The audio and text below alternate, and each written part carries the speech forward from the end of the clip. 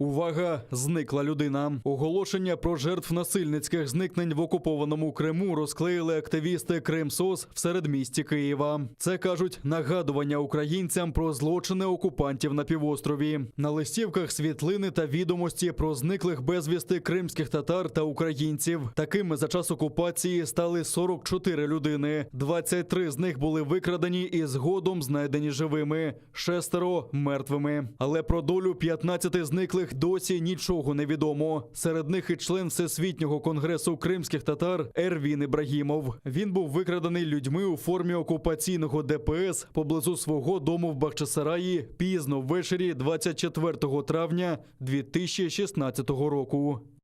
Там буде написано, що зникла людина і прохання звернутися до посольства за уточненням інформації.